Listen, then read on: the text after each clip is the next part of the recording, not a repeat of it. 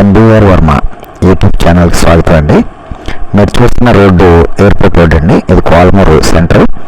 Kolamuru centre నుంచి నేను ఇప్పుడు మీకు ఒక ఈస్ట్ ఫేసింగ్ స్థలం తక్కువ రేట్లో అన్ని పర్మిషన్లు వచ్చేటటువంటిది చక్కటిగా ఉంది. సిమెంట్ రోడ్డు వేస్తున్నారు, సగం వేస్తారు, ఇంకా సగం వేయాలి.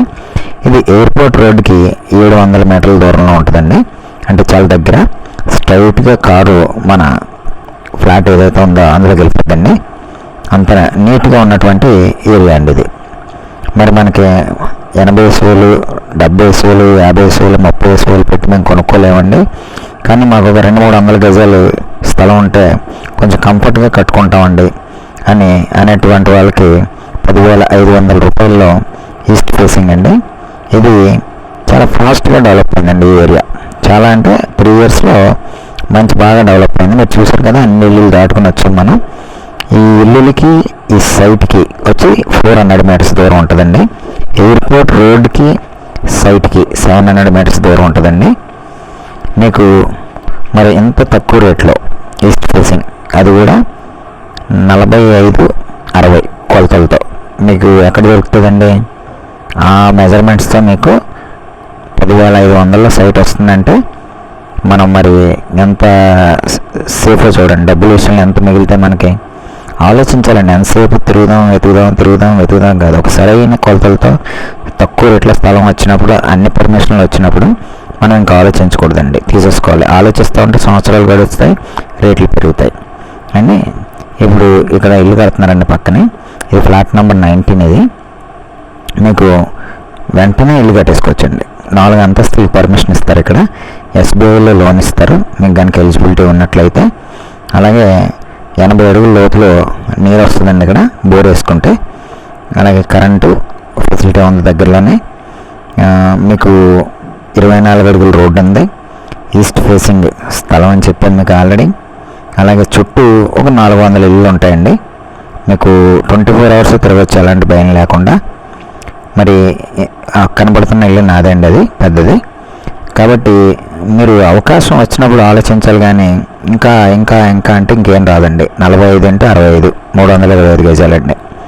అంటే 10,500 చెప్తున్నారు కాబట్టి మీరు డైరెక్ట్ ఓనర్ గారితో మాట్లాడుకోవచ్చు. నాది 2% కమిషన్ ఉంటుందండి.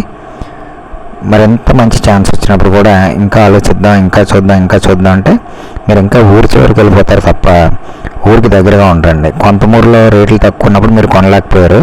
ఇప్పుడు కోలమూరులో రేట్లు తక్కువ ఉన్నప్పుడు కూడా కొనకపోతే రేపు గాడాల్లో కొనుక్కోవాల్సి వస్తుంది, లేదా బోరుపూల్లో కొనుక్కోవాల్సి వస్తుందండి. అటువంటిప్పుడు మంచి స్థలం వచ్చినప్పుడు మనం వెంటనే డెసిషన్ తీసుకోవడం అండి. దాంట్లో పెద్ద విషయం ఉందండి. పర్మిషన్ వస్తుందా రాదా ఒకటి, నెక్స్ట్ ఎన్ని ఫ్లోర్లు పర్మిషన్ ఇస్తారు, అక్కడ ల్యాండ్ ఎలా ఉంది, సాయిల్ అది బాగుందా, వాటర్ ఎంతలో వస్తుంది, ఆ వాటర్ తాగే వాటరా కాదా, తర్వాత అక్కడ దోమలు అవి ఉన్నాయా, కోతులు అవి ఉన్నాయా, పౌరాలు అవి ఉన్నాయా, ఏం ప్రాబ్లమ్స్ ఉన్నాయి.